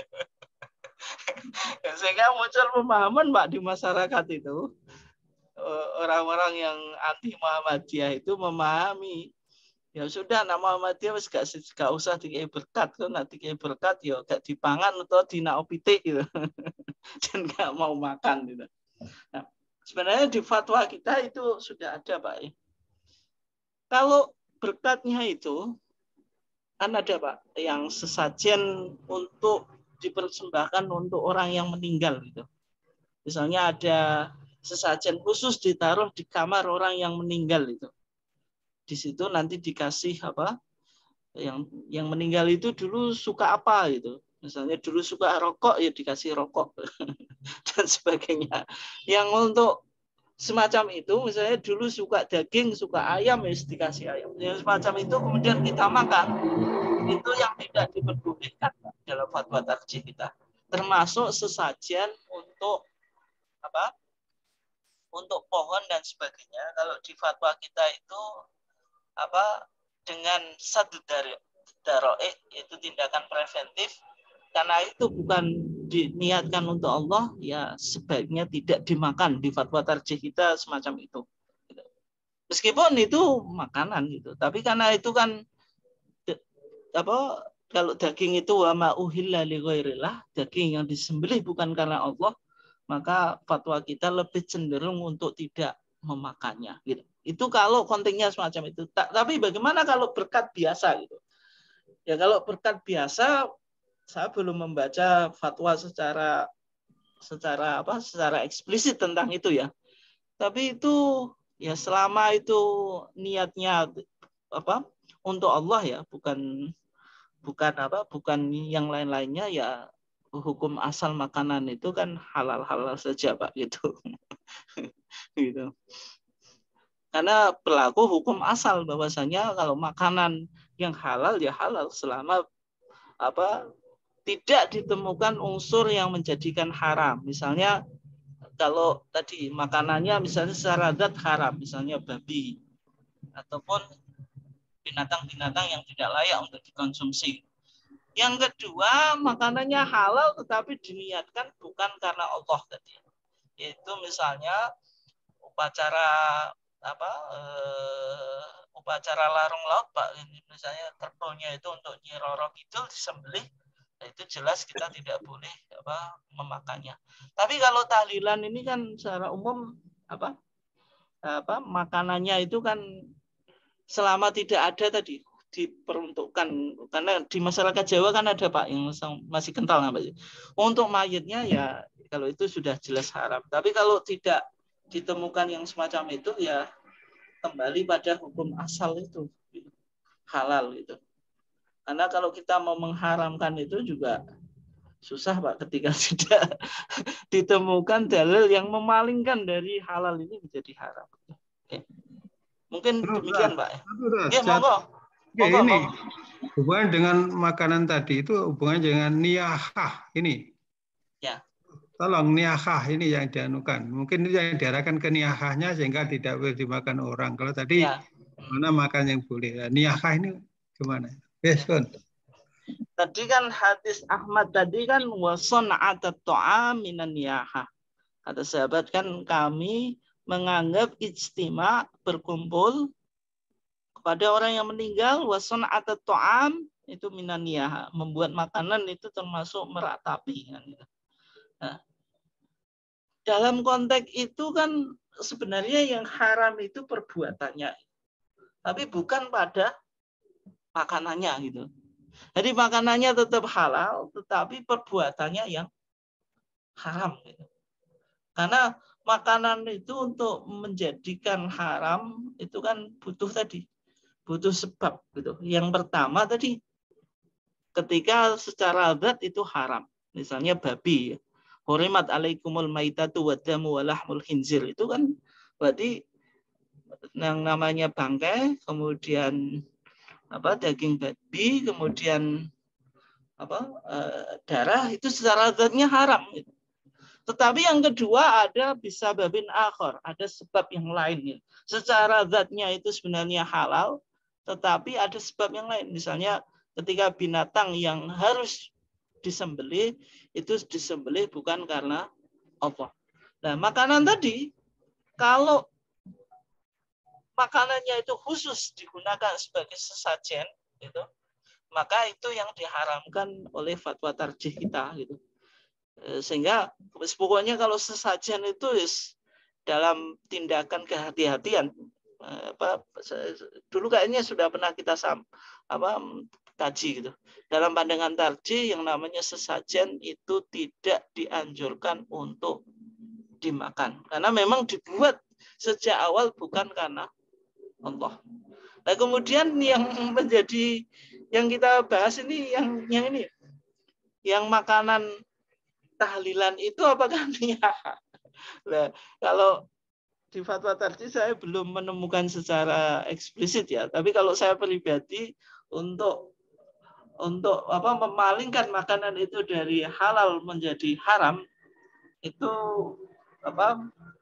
masih agak berat daripada saya pribadi. Dalam arti kalau perbuatannya itu niyahah, perbuatan yang dilarang tapi makanannya ya halal gitu. Artinya yang berkumpul kemudian yang keluarga yang meninggal mengharuskan bikin makanan itu yang minan niyahah, termasuk meratapi. Tapi apakah makanannya itu jadi haram? Nah itu kan butuh argumentasi yang bisa memalingkan dari yang halal menjadi haram. Tapi yang jelas perbuatannya ini yang tadi dalam hadis Ahmad tadi dianggap minan niyahah. Mungkin demikian ya. Kayaknya sudah jam 9:30 ini. Ya, terima kasih Bapak dan Ibu sekalian yang dimuliakan Allah atas partisipasinya dan ikut serta dalam kajian ini. Dan ini merupakan tadi merubah tradisi tahlilan menjadi tahlil Muhammadiyah sebagaimana yang disampaikan oleh Pak Yai Khudari. Inilah tradisi kita seharusnya. Ya, kita sudah terlanjur tidak tahlilan, masa tidak mau tahlil tarjih ini setiap 2 minggu sekali. Padahal 2 minggu sekali. Mudah-mudahan ini tetap konsisten sehingga menjadikan tadi bermuhammadiyah menggembirakan, bermuhammadiyah ada media untuk berkomunikasi dan silaturahmi. Oke, demikian Bapak dan Ibu sekalian yang dimuliakan Allah. Kita tutup kajian kita dengan bacaan kafaratul majlis. Subhanakallahumma wa bihamdika asyhadu an la ilaha illa anta astaghfiruka wa atubu ilaik. Wassalamualaikum warahmatullahi wabarakatuh.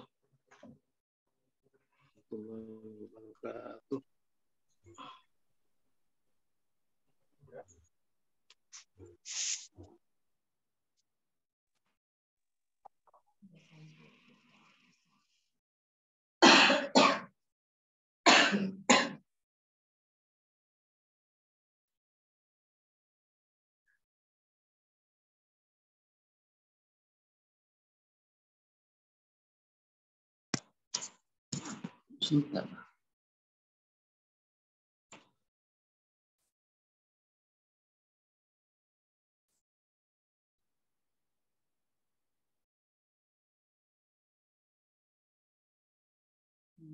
Tahu.